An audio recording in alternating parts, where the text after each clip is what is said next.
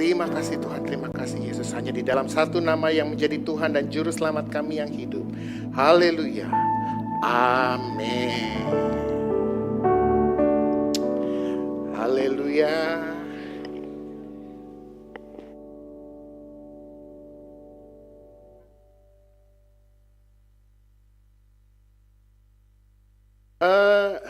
Boleh minta tolong, manggilnya jadi apa nih sekarang? Pastor Otniel kah? Naik jabatan.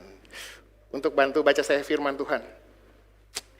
Hari ini, mohon maaf saudara karena saya hilang selama 2 minggu saudara karena ada urusan keluarga. Tapi hari ini saya mau mengajak saudara bicara. Kita maju lagi ke pasal yang selanjutnya di Kejadian 17 karena kita masuk dalam seri pengajaran. Awalnya saya mau langsung lompat saudara. Sebenarnya saya nggak mau jadikan ini seri karena saya berharap setelah ini saya mau langsung ke satu topik. Tiba-tiba ketika saya baca ayat pertama Tuhan stop saya di situ dulu. Saya nggak lanjut supaya akhirnya ini harus jadi 2 topik, 3 topik mungkin nanti ke depannya. Saya nggak tahu nanti apa yang Tuhan bukakan buat saya. Terima kasih buat tim pastoral. Tapi kita bicara topik besarnya adalah the covenant of grace, perjanjian kasih karunia. Dan hari ini topiknya adalah the seal of perfection, materai yang menyempurnakan. Kita buka dulu dalam Kejadian 17 ayat 1 sampai 16. Kejadian 17 ayat 1 sampai ayat yang ke-16.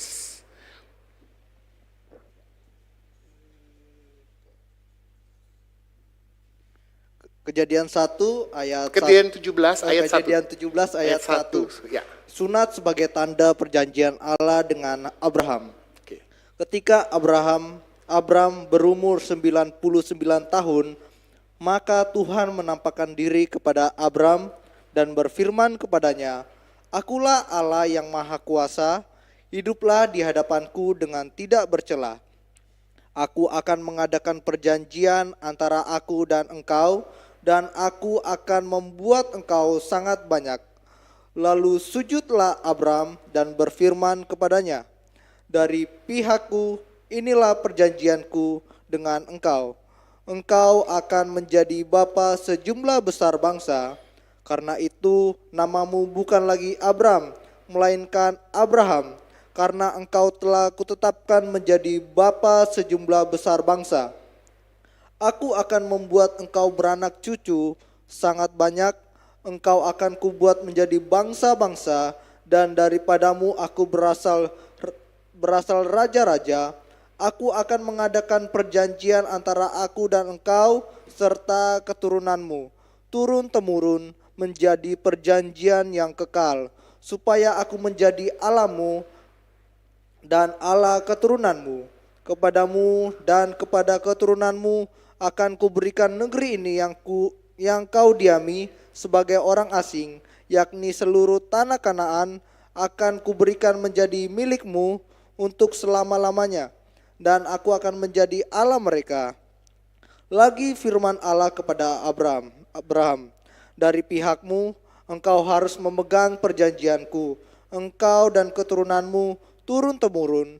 Inilah perjanjianku yang harus kamu pegang, perjanjian antara aku dan kamu, serta keturunanmu, yaitu setiap laki-laki di antara kamu harus disunat.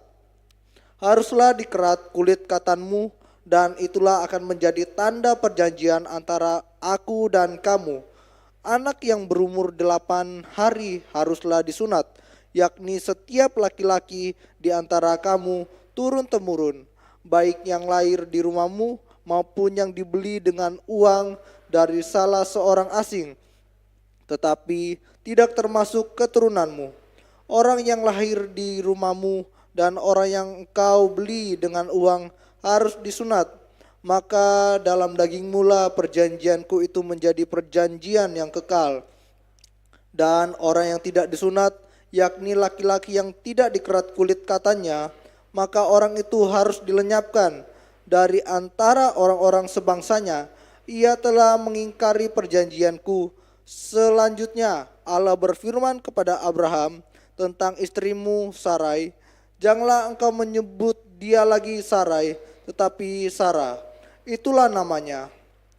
Aku akan memberkatinya, dan daripadanya juga aku akan memberikan kepadamu seorang anak laki-laki. Bahkan aku akan memberkatinya, sehingga ia menjadi ibu bangsa-bangsa. Raja-raja bangsa-bangsa akan lahir daripadanya. Amin. Haleluya. Nah, saudara, kalau saudara perhatikan di ayat 16, kemarin kan kita bicara banyak tentang perjanjian Allah dengan Abraham, lalu bagaimana terjadi perpecahan ketika terjadi Abraham memutuskan untuk mengambil Hagar. Tapi kalau saudara lanjutkan di ayat itu, di pasal 16, ayat terakhirnya, Hagar itu akhirnya melahirkan. Tapi Hagar melahirkan, punya anak Ismail. Abraham umurnya berapa? 86 tahun kalau saudara baca di ayat 16, ayat terakhirnya. 86. Tiba-tiba, jadi 13 tahun kemudian, itu sepertinya Tuhan tidak bicara apa-apa.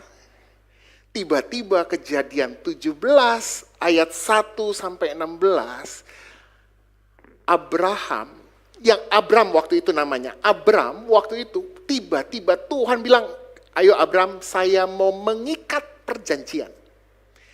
Aku akan mengikat perjanjian. Tapi sebelumnya dia menjelaskan dirinya begini, akulah Allah yang maha kuasa.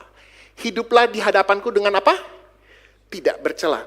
Mari buka versi bahasa Inggrisnya. Dia bilang gini, and Abram is a son of 90 years. And Jehovah appeared to Abraham and said unto him, I'm God Almighty. Akulah Tuhan yang maha kuasa. Walk habitually. Berjalanlah kepadaku tuh bukan hanya setiap hari, tapi jadi habit. Tahu saudara habit? Saudara bangun tidur lalu sikat gigi, itu habit. Berjalan sama Tuhan itu bukan, oh hari ini jalan, besok enggak, hari ini jalan, besok enggak. Itu bukan habit. Habitual itu adalah sesuatu yang dibentuk sampai itu jadi karakter.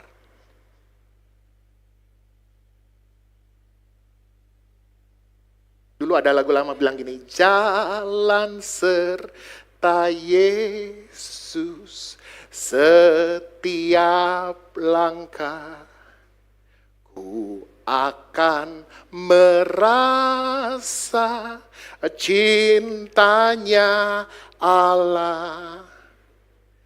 Mengapa bersusah tuh pelihara jalan serta Yesus sampai di surga. Jalannya harus jadi suatu habit. Bukan rutinitas ya saudara. Rutinitas yang saudara mungkin anggap itu jenuh. Tapi anggap saudara ketika saudara ngejalani itu saudara happy. Makanya lagu itu bilang, ku akan merasa cintanya Allah. Semakin saudara jalan sama Tuhan, itu akan jadi, oh saya merasa makin dekat. Yang lagi pacaran. Saudara teleponan terpaksa, rutinitas, atau saudara rasanya cinta.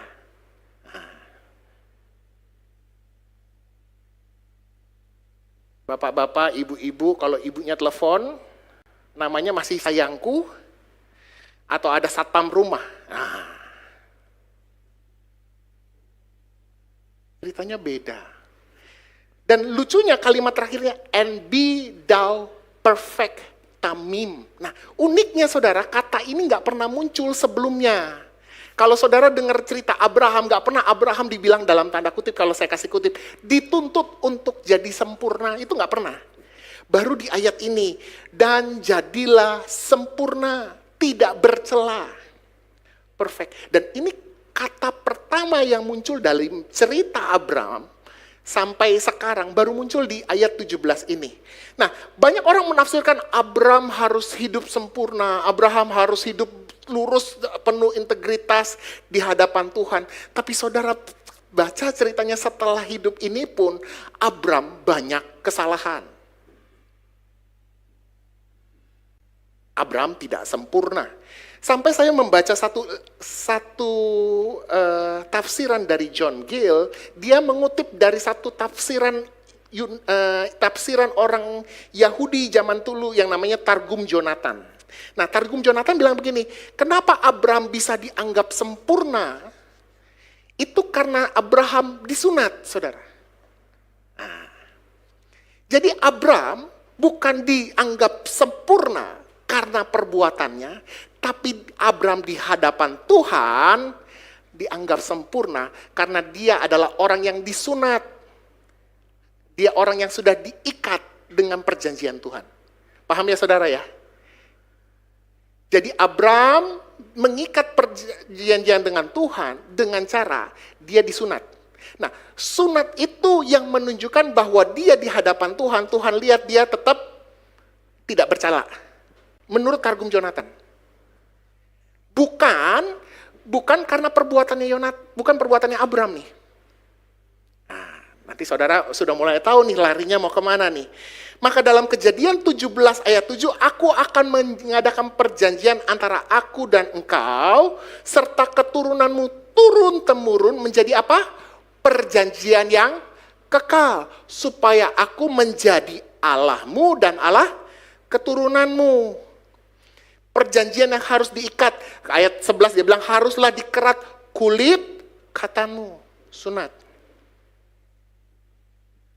Jadi sunatkah saudara rame-rame kita? Nah, pertanyaannya kan ke sana. Mari kita buka dulu di dalam Roma 4. Nah, lalu selalu kan kita bertanya, kalau begitu Abraham dibenarkan karena disunat atau karena iman? Karena kan di dalam Alkitab dibilang gini, satu sisi ada ngomong, oh Abraham dibenarkan karena iman. Tapi ternyata Abraham dianggap sempurna di hadapan Tuhan lewat sunat. Maka pertanyaannya yang dianggap benar, Abraham dibenarkan itu karena sunat atau karena iman? Kita buka di dalam Roma 4, kita buka, maaf ini bacanya, Roma 4 ayat 1 sampai ayat yang ke-11. Banyak nih baca ayatnya. Semangat Pak.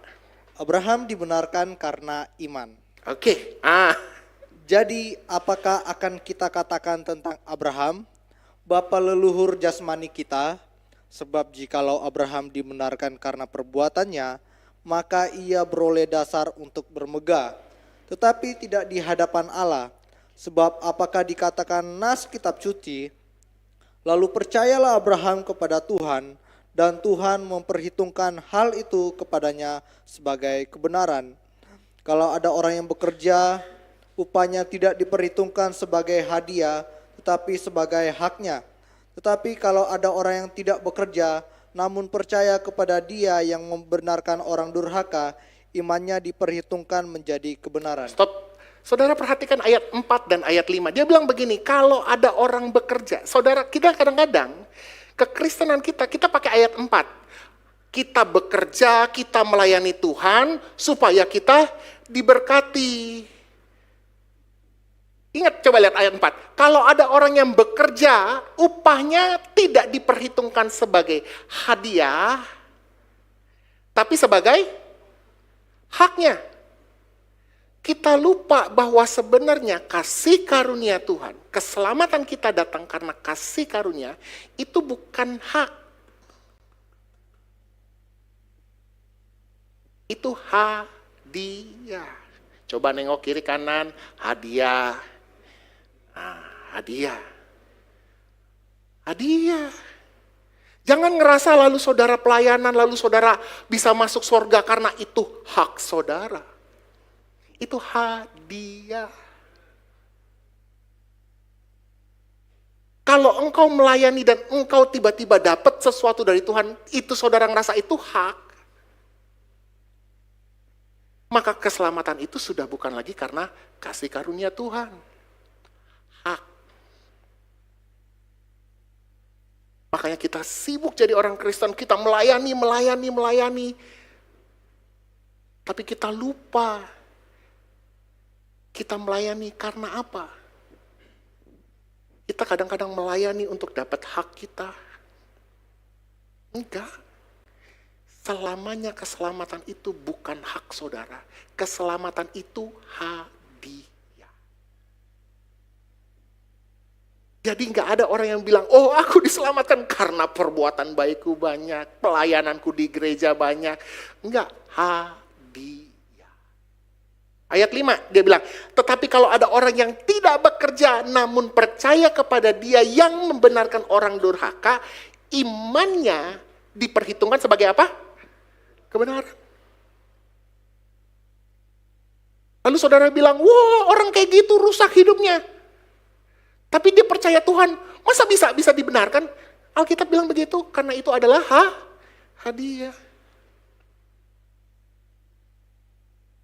Tuhan, dia nggak setia sama Tuhan, nggak aktif pelayanan. Kok dia sakit Tuhan sembuhkan? Dia. Makanya kan lagu ini Pantai Kosta ngomongin gini, asal percaya saja semua sakit hilanglah. Percaya, nggak bilang asal percaya, rajin doa puasa, rajin bayar perpuluhan, enggak. Asal percaya. Jelas itu garis bawahnya. Ayat 6 sampai ayat 8, lanjutkan. Seperti juga Daud menyebut berbahagia orang yang dibenarkan Allah bukan berdasarkan perbuatannya. Berbahagialah orang yang diampuni pelanggaran-pelanggarannya dan yang ditutupi dosa-dosanya. Berbahagialah manusia yang kesalahannya tidak diperhitungkan Tuhan kepadanya. Adakah ucapan bahagia ini hanya berlaku bagi orang bersunat saja atau juga bagi orang yang tak bersunat? Sebab telah kami katakan bahwa kepada Abraham iman diperhitungkan sebagai kebenaran. Dalam keadaan manakah hal itu diperhitungkan? Sebelum atau sesudah ia disunat? Bukan sesudah disunat, tetapi sebelumnya. Stop. Jadi kapan Abraham dibenarkan? Kapan Abraham dibenarkan? Ketika dia sudah disunat atau sebelum itu? Sebelum. Karena begitu dia percaya, dia dibenarkan. Ketika saudara bertobat, saudara sudah dibenarkan. Ketika saudara percaya. Bukan ketika saudara mulai pelayanan aktif dan segala macam. Enggak, ketika saudara percaya, saudara dibenarkan. Next. Dan tanda sunat itu diterimanya sebagai materi kebenaran berdasarkan iman yang ditunjukkannya. Sebelum ia bersunat, demikianlah ia dapat menjadi bapa semua orang percaya yang tak bersunat. Stop dulu. Dia menjadi apa? Bapa semua orang percaya yang tidak bersunat. Supaya apa? Kebenaran diperhitungkan kepada mereka. Supaya kebenaran diperhitungkan kepada mereka. Maksudnya apa? Jadi saudara hari ini misalkan gak sunat pun, saudara tetap dibenarkan. Bukan karena sunatnya yang membenarkan, imannya.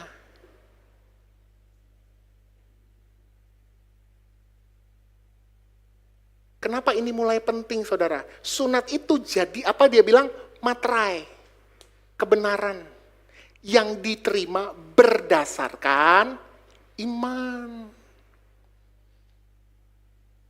Jadi pertanyaannya, apakah sunat masih menjadi materai bagi orang percaya? Kita buka Kolose 2 ayat 11 sampai ayat 12. Kolose 2 ayat 11 sampai 12. Kolose 2 ayat 11 sampai 12. Dalam dia kamu telah disunat bukan dengan sunat yang dilakukan oleh manusia, tetapi dengan sunat Kristus yang terdiri dari penanggalan akan tubuh yang berdosa. Karena dengan dia kamu dikuburkan dalam baptisan dan di dalam dia kamu turut dibangkitkan juga oleh kepercayaanmu kepada kerja kuasa Allah yang telah membangkitkan dia dari orang mati. Oke, sekarang kita masuk. Apakah sunat masih relevan bagi orang percaya saat ini? Enggak. Kecuali saudara bicara untuk kebersihan, kesehatan, no problem. Tapi hari ini tanda setiap orang percaya menerima materai kebenaran itu melalui apa? Baptisan. Saudara harus garis bawahi dulu, di dalam kamu, di dalam dia kamu telah disunat. Karena dengan dia kamu dikuburkan di dalam baptisan. Jadi saudara tahu ketika saudara dibaptis, saudara terima Tuhan, saudara sudah dibenarkan. Lalu ketika saudara dibaptis, saudara dipasangi meterai, saudara megang meterai. Meterai kebenaran. Makanya dalam Markus 16 ayat 16, dia bilang gini, siapa yang percaya dan dibaptis akan diselamatkan. Tetapi siapa yang tidak percaya akan dihukum.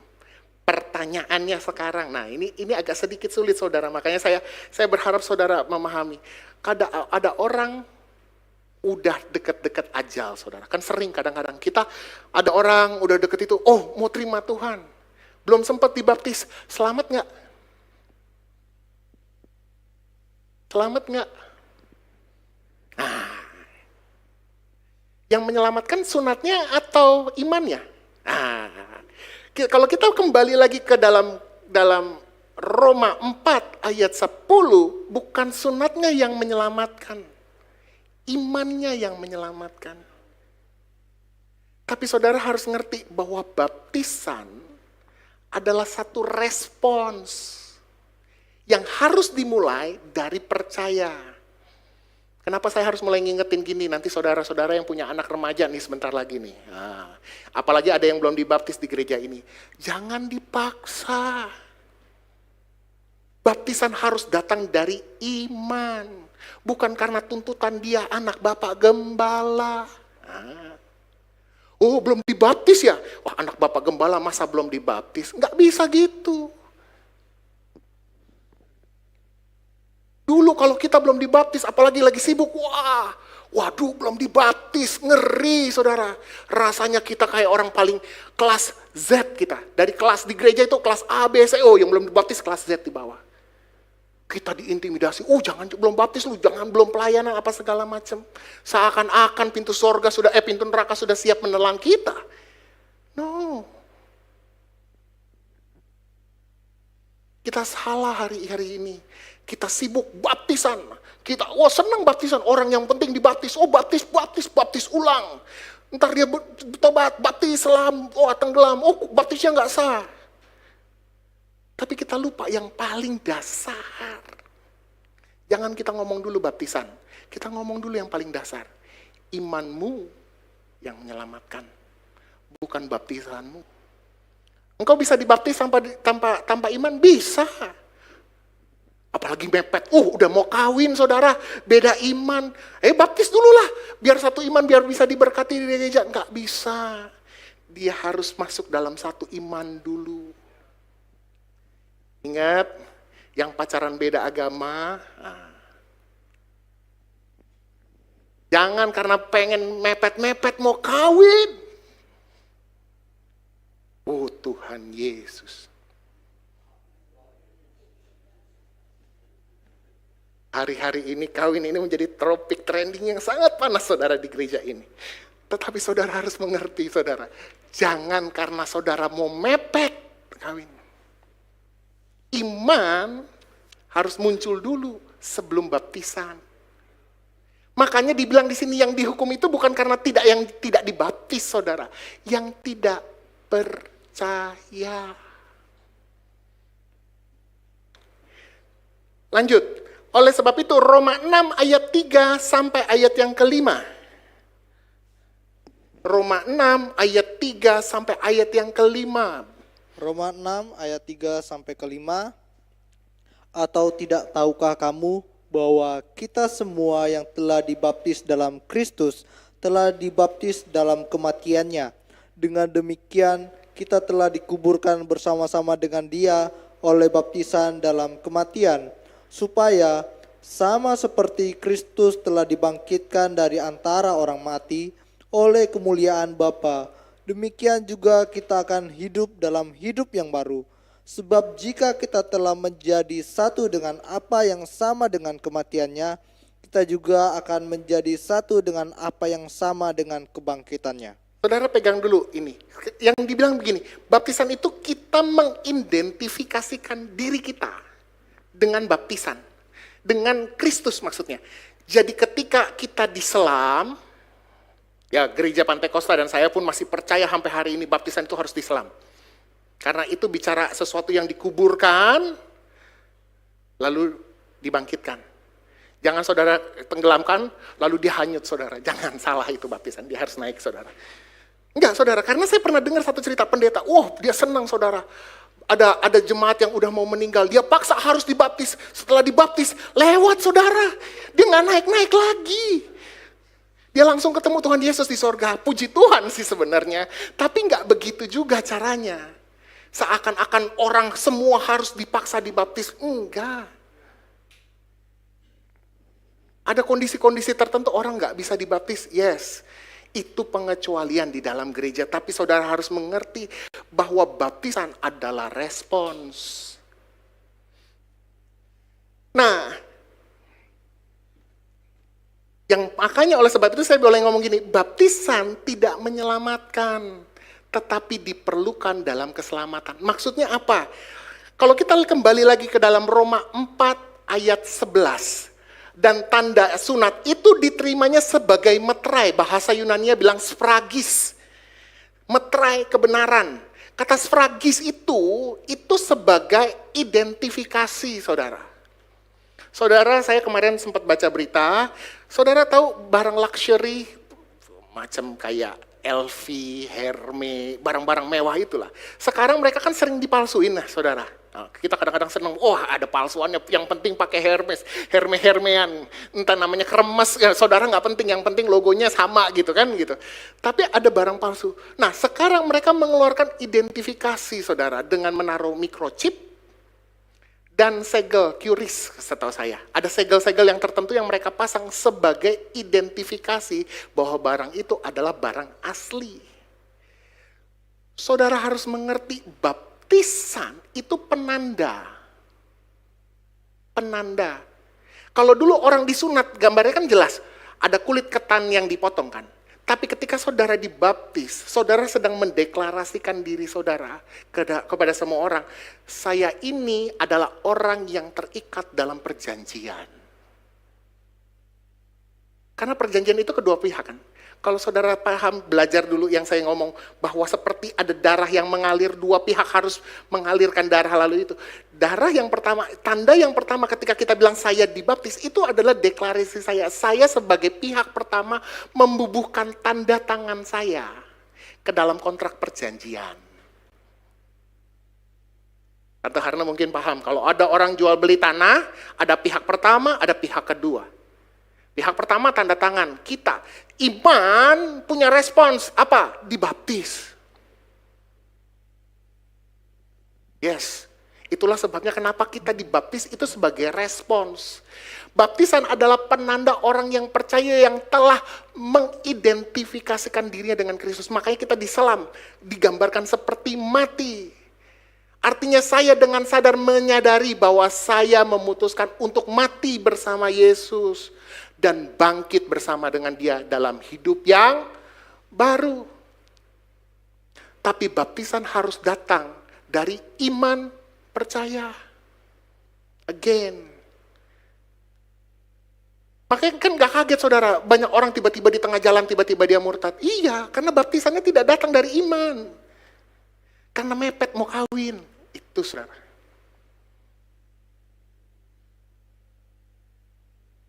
Identifikasi.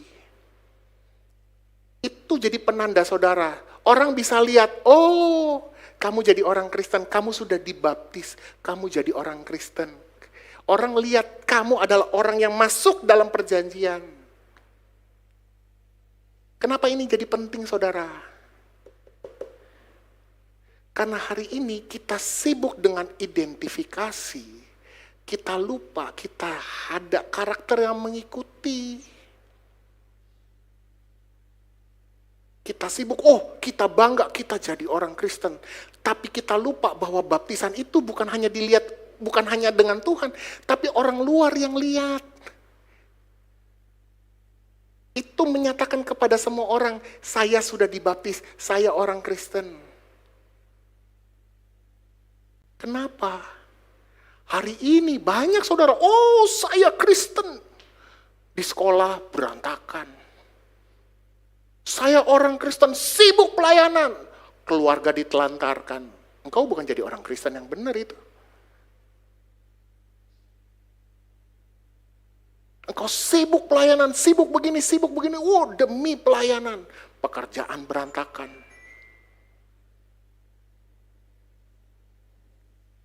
Enggak saudara. Bukan masalah identifikasi. Kita sibuk, maksudnya begini loh, kita hanya sibuk dengan sesuatu yang sifatnya di luar. Kita sibuk jadikan sesuatu yang seharusnya jadi core hidup Kristen kita, jadi sesuatu yang cuma jadi kulit. Kekristenan itu harusnya melangkah setiap hari, bukan penampilan setiap minggu.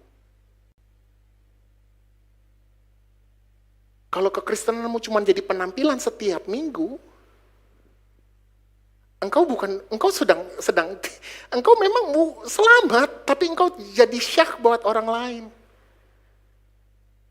Sadarkah kita ketika kita dibaptis, kita mengidentifikasikan diri dengan Kristus.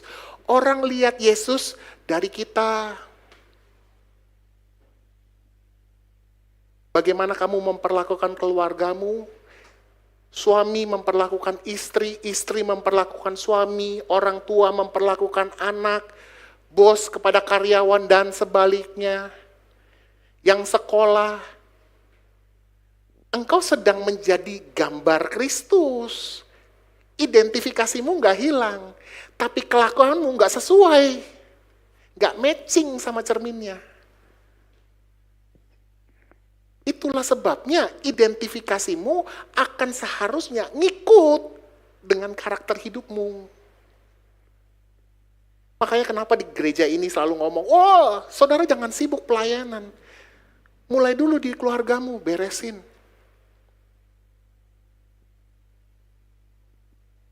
Mari. Bukan berarti orang-orang yang sudah pelayanan ini sudah sempurna. Enggak, kita pun juga sama-sama masih belajar. Tapi saudara harus mengerti, saudara harus mulai menata hidupmu. Hidupmu itu jadi gambar Kristus. Orang lihat. Ketika engkau memutuskan engkau dibaptis, orang mulai lihat, oh engkau jadi milik Kristus. Engkau sudah mengikat perjanjian dengan Kristus.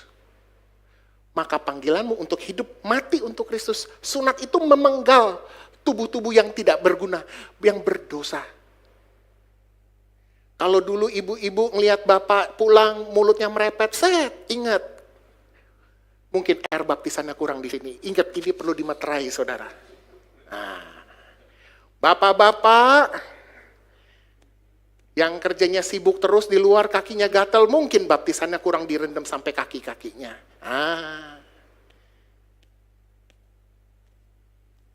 Mari.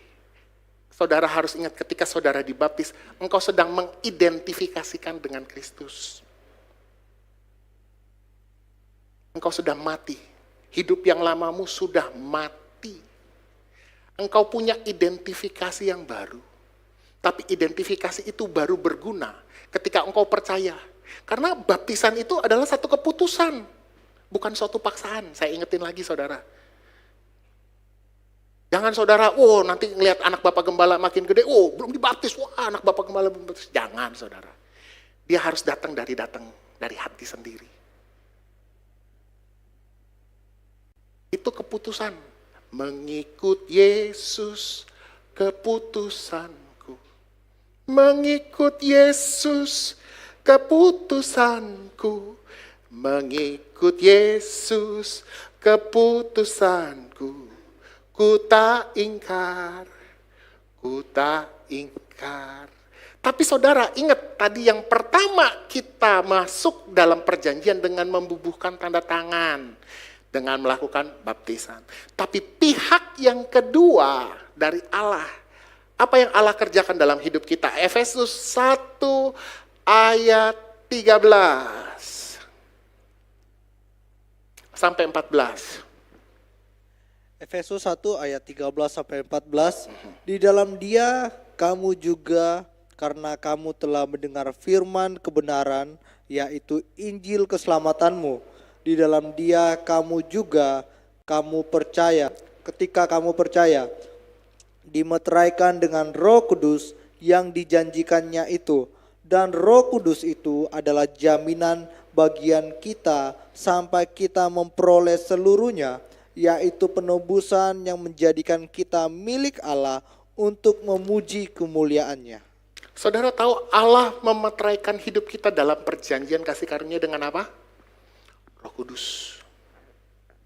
Saudara sadar gak? Ketika engkau percaya ayat 13, ini saya mungkin agak sedikit-sedikit kita harus luruskan nih, karena hari-hari ini kita salah menafsirkan, apalagi kemarin baru berapa? 10 hari ya? 10 hari ketuangan Roh Kudus, kita ngerayain hari Pantekosta. Ketika kamu mendengar firman, yaitu Injil keselamatan, di dalam Dia ketika kamu apa? Percaya. Kamu sudah dimeteraikan dengan Roh Kudus. Tolong ngomong kiri kanannya, di dalam kita ada Roh Kudus. Kapan Roh Kudus ada di dalam kita? Ketika kita percaya, bukan ketika kita berdoa lalu keles-keles. Enggak, saudara. Saudara boleh ketawa haleluya, haleluya. Pelaku kita sama-sama dulu. Saudara, ayat 13 ini jelas, ketika kita percaya, Roh Kudus memeteraikan hidup kita. Artinya begitu kita mengaku Yesus adalah Tuhan, Roh Kudusnya sudah ada di dalam kita. Bukan berarti mari kita berdoa minta kepenuhan Roh Kudus, lalu artinya Roh Kudusnya di atas, baru setelah kita berdoa minta kepenuhan Roh Kudusnya masuk. Ini kan kayak ilmu kesurupan, saudara. Oh, Roh Kudus datanglah, wah, lalu beratraksi lah saudara, jempalitan sana, jempalitan sini. Lalu setelah itu tiba-tiba, wah, saudara hidup dalam dosa, Roh Kudusnya lepas, swing, wah, lalu saudara, iya saudara, hari ini kepenuhan Roh Kudus kayak kerasukan setan. Bukan, saudara. Kepenuhan Roh Kudus, ketika saudara harus ngerti, bukan berarti saudara datangnya kosong, nggak ada Roh Kudusnya, enggak. Roh Kudus tinggal di dalam kita ketika kita percaya. Saudara garis bawah ini ayat. Jadi saudara kalau ngomong, waduh, kamu belum bisa berbahasa roh, jangan-jangan belum ada Roh Kudusnya. Enggak, kasih Efesus 1 ayat 13. Di dalam kita ketika kita percaya, kita Roh Kudus jadi materai. Itu penting, saudara. Jadi Roh Kudus itu bukan sekedar atraksi. Kami selalu jadi bahan bercandaan kadang-kadang, mohon maaf saudara. Kadang-kadang orang seneng bikin atraksi, lalu bukan atraksi, mungkin dia kepenuhan Roh Kudus, entahlah apa segala macam, lalu masuk ke dalam TikTok, masuk ke dalam Instagram. Lalu itu jadi bahan lawakan orang. Iya. Orang lebih senang atraksi. Lalu orang berdoa, minta biar engkau dipenuhi Roh Kudus. Jadi selama ini Roh Kudusnya di mana? Di atas, di awan-awan. Yohanes berapa? Dia bilang gini, aku akan memberikan ke engkau siapa? Seorang penolong. Dan dia akan tinggal di dalam kamu apa? Selama-lamanya. Dan selama-lamanya itu kayak pernikahan. Lama, saudara. Roh Kudus bukan teh celup, dia masuk, dia keluar, dia masuk, dia keluar. Enggak, dia tinggal di dalam kita selama-lamanya. Kenapa dia harus tinggal di dalam kita? Karena dia jadi materai. Kalau Tuhan sudah materaikan hidup saudara dengan Roh Kudus, itu artinya selama-lamanya. Amin. Dan Roh Kudus itu jadi jaminan. Saya suka apa yang ditulis ketika Bapak Gereja Pantekosta. William Peterson, saudara tahu ya, Om Peterson, ada dua Bapak Gereja, salah satunya Om Peterson. Om Peterson nulis ini, dia ngambil dari ini. Dia mengambil dari tulisan dari seorang ahli hukum. Kata earnest, kalau saudara lihat dalam bahasa Inggrisnya dia kata earnest. Earnest itu diambil kata DP, saudara. Jadi zaman dulu orang Inggris ada ahli sejarah hukum namanya BlackRock, saudara, kalau nggak salah. BlackRock itu dia nulis tentang earnest, yaitu seperti jaminan DP yang nggak bisa diganggu gugat. Jadi kalau saudara nanti baca kitab Wahyu, jangan saudara nanti terintimidasi pada orang-orang yang dimateraikan oleh orang-orang yang dimeteraikan. Lalu kita bicara meterai Roh Kudus. Sudahkah saudara dipenuhi Roh Kudus? Belum dimeterai, saudara. Lalu saudara ketakutan, masuk surga apa enggak kita? Masuk surga lah apa enggak kita? No. Ketika kita percaya kita sudah dimeteraikan. Meterai Roh Kudus itu meterai yang paling kuat, saudara. Makanya saya ngomong, ketika saudara, wah haleluya puji Tuhan, pulang ke rumah saudara ugal-ugalan, nyetir mobil buka kaca, lalu ada yang nyelip saudara buka kaca dan teriak, wah kebun binatang, Roh Kudus ada di dalam saudara.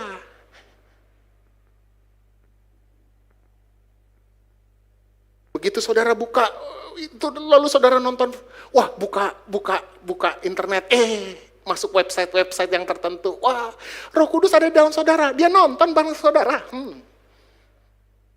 Saudara bisa bayangkan, nih kalau mau saudara bayangkan, kalau saudara bikin berbuat nakal, di depannya ada emak bapak saudara lagi nontonin rame-rame, itu saudara rasanya. Makanya Roh Kudus bisa berduka. Kalau dia kayak teh celup, keluar masuk, dia nggak perlu berduka. Waktu zaman Saul, Roh Kudus pergi daripada yang dia nggak berduka, saudara. Dia pergi karena dia rasa najis. Tapi hari ini kenapa dia bisa berduka? Dia nongkrongin hidup saudara.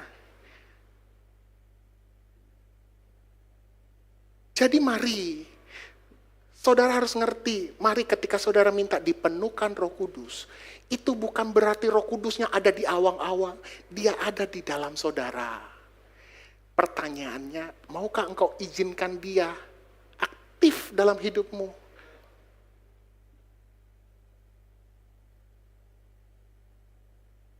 Terakhir, 2 Korintus, pemain musik saya undang, 2 Korintus 1 ayat 20 sampai 22. 2 Korintus 1 ayat 20 sampai 22.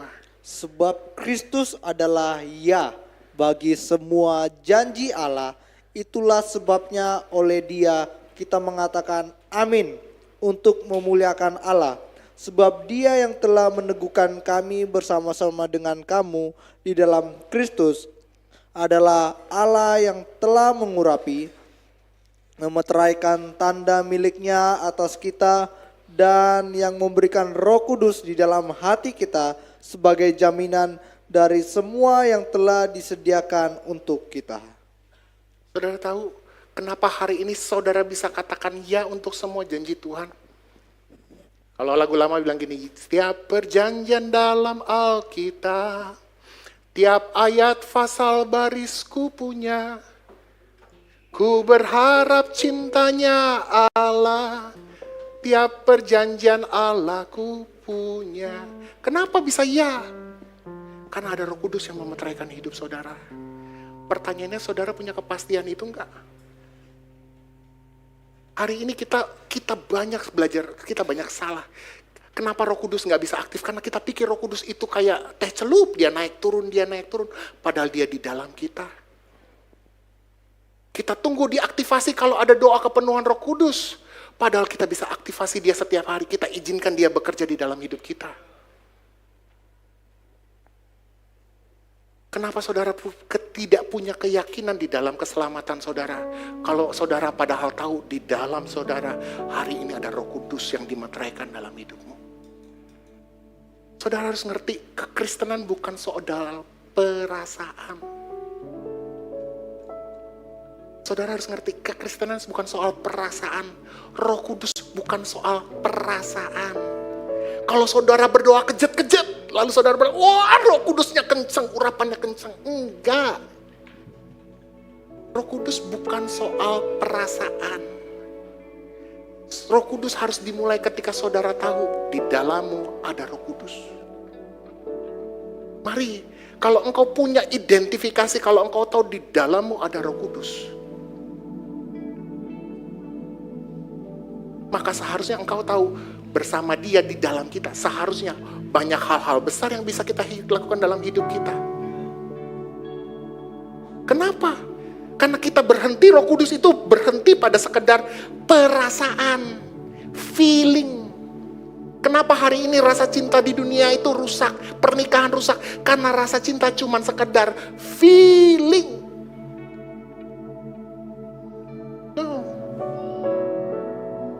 Roh Kudus itu sesuatu yang nyata. Saudara harus mulai dari tahu.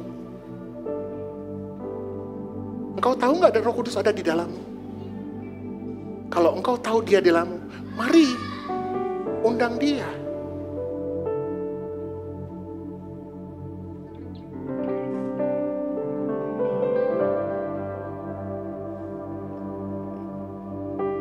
Kenapa hidupmu nggak ada terobosan? Kita udah jalani, ini udah bulan Juni, udah pertengahan, udah mau, cepet banget. Bentar lagi Natal, saudara. Sudah nggak saudara ngalami terobosan dalam hidup? Dalam keluarga? Apa hidupmu masih begitu-begitu aja? Karena jangan-jangan saudara nggak pernah punya pengetahuan, saudara nggak ngerti. Saudara nggak punya ginosko, pemahaman yang dalam kalau Roh Kudus ada di dalam kita. Karena kalau engkau nggak pernah nyadari Dia itu eksis dalam hidupmu, engkau nggak pernah ngalami sesuatu hal yang besar. Engkau nggak pernah undang Dia dalam setiap keputusan hidupmu. Makanya nggak kaget hidupmu nggak ada perubahan. Jadi Kristen begitu aja.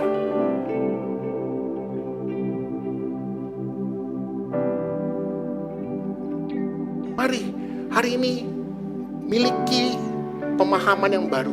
Bukan hanya di otak saudara tapi di hati saudara. Roh Kudus tinggal di dalam kita. Dan kalau engkau tahu ada sesuatu yang besar yang bisa bikin Petrus khotbah 3.000 orang bertobat, masakan roh yang sama gak bisa merubah hidupmu, merubah keluargamu, merubah pelayananmu, merubah pekerjaanmu, dan merubah semua orang di sekitarmu. Saya undang kita bangkit berdiri.